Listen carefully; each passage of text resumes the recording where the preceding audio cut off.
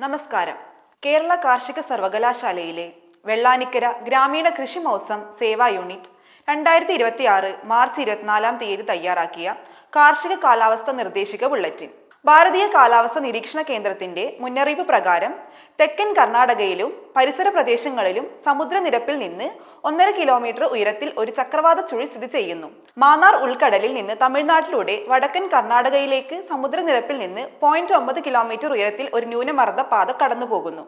ഈ സാഹചര്യത്തിൽ ജില്ലയിൽ ഒറ്റപ്പെട്ട സ്ഥലങ്ങളിൽ നേരിയ തോതിൽ മഴയ്ക്കും ഇടിമിന്നലിനും സാധ്യത.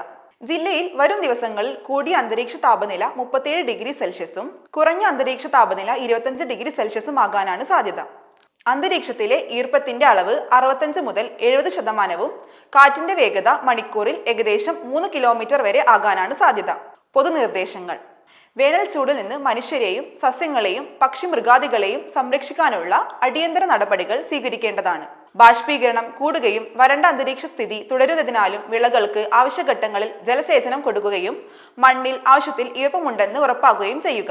കണികാ ജലസേചനത്തിലൂടെ ജലനഷ്ടം ഒരു പരിധിവരെ കുറക്കാനാകും. നെല്ലിൽ തവിട്ടുമുഞ്ഞയുടെ ആക്രമണം കാണാൻ സാധ്യതയുണ്ട്. അവയെ നിയന്ത്രിക്കാൻ 2 ഗ്രാം തയോമെത്തോക്സാം 10 ലിറ്റർ വെള്ളത്തിൽ എന്ന തോതിൽ കലക്കി തളിക്കുക. വെള്ളരി വർഗ പച്ചക്കറികളിൽ കായ്ച്ചയുടെ ആക്രമണം നിയന്ത്രിക്കാനായി കേടുവന്ന കായ്കൾ പറിച്ചു നീക്കം ചെയ്ത് നശിപ്പിക്കുക. പച്ചക്കറികളിലെ കായ്ച്ചകളെ നിയന്ത്രിക്കാനുള്ള പ്രത്യേകമായ ഫിറമോൺ കെണിയായ ക്യൂലൂർ 6 എണ്ണം 1 ഏക്കറിന് അല്ലെങ്കിൽ പാളയംകോടൻ പഴക്കെണികൾ ഉപയോഗിക്കുക. എന്നിട്ടും കുറവില്ലെങ്കിൽ 2 മില്ലി സയാൻഡ്രാനിലിപ്രോൾ 1 ലിറ്റർ വെള്ളത്തിൽ കലക്കി തളിക്കുക. മുളകിൽ ഇലപ്പേനിന്റെ ആക്രമണം കാണാൻ സാധ്യതയുണ്ട്.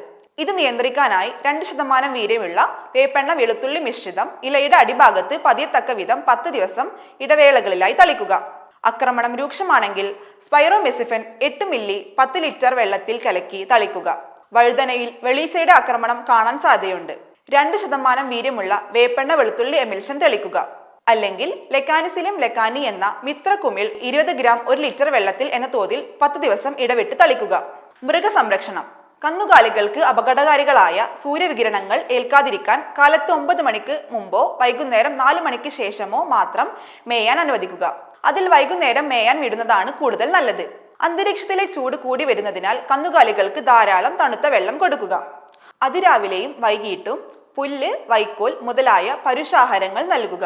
നേരിട്ട് സൂര്യാഘാതം ഏൽക്കാത്ത രീതിയിൽ മാറ്റി കെട്ടുക. നന്ദി.